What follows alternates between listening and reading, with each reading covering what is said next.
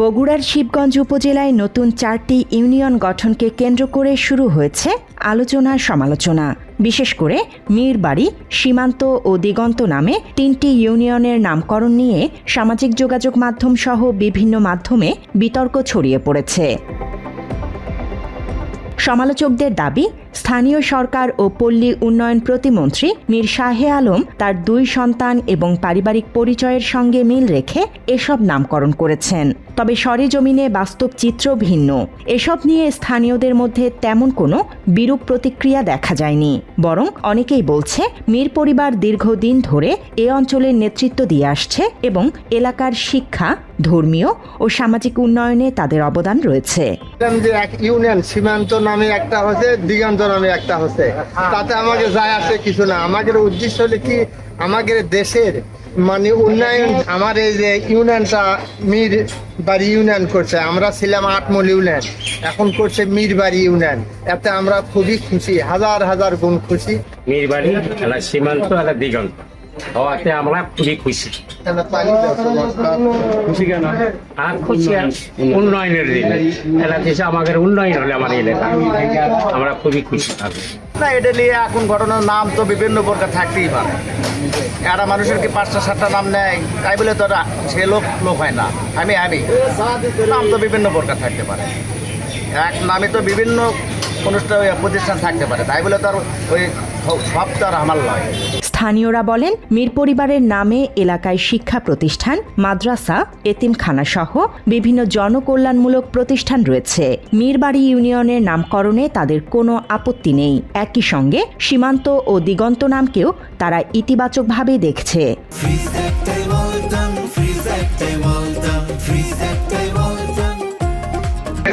নামে অনেক কিছুই আছে, বলতে গেলে অনেক, কিন্তু কত সময় নেই।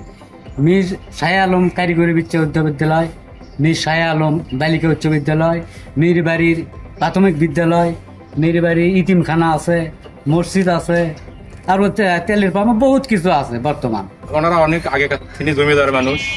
এখানে মীর মহাসেনারী জমিদার সর্বপ্রথম এসে এখানে বিশাল জমিদারি বুঝছেন।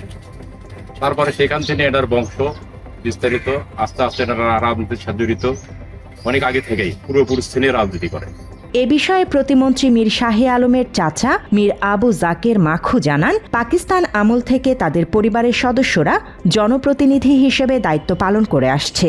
মীরবাড়ি নামকরণ কোনো ব্যক্তি বা পরিবারকে বিশেষ সুবিধা দেয়া কিংবা কাউকে ছোট করার উদ্দেশ্যে করা হয়নি। 71 সালের আগে থেকে আমার বাবা মীর বুদিউজ্জামান মরহুম এই 2 টার্ম ইউনিয়ন পরিষদের চেয়ারম্যান মিনিস্টারে করে গেল। তখন ব্যালট ছিল না, সে আমল থেকে চলে আসছে। 71 সালের পর মীর মুখলিসুর রহমান কিনে মীর সে 4 টার্ম ইউনিয়ন পরিষদ করছে। বাপের আমল থেকে ইউনিয়ন পরিষদ দিলে আমরা পড়ে আছি, এই জন্য মীর পরিবার জন্য আমরা মীর পরিবার দিয়ে আমরা ইউনিয়ন পরিষদ। এখানে কাগজ ছোট করার জন্য, কাকু বড় করার জন্য।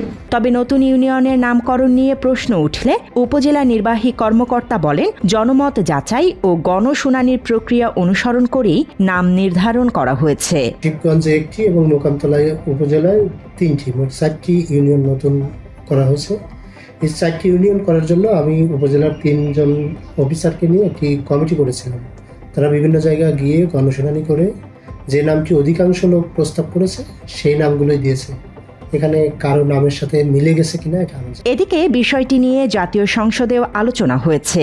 সেখানে প্রতিমন্ত্রী মীর শাহে আলম বলেন, এসব নতুন ইউনিয়নের নামকরণ প্রশাসনিক প্রক্রিয়া ও স্থানীয় জনগণের মতামতের ভিত্তিতেই সম্পন্ন হয়েছে। কোনো ব্যক্তিগত উদ্দেশ্য এতে ছিল না বলেও তিনি দাবি করেন। স্থানীয় প্রশাসন এবং জনগণের শুনানিতে সেই ইউনিয়নের নাম রেখেছে দিগন্ত ইউনিয়ন। উন্নয়ন নাকি পারিবারিক প্রভাব?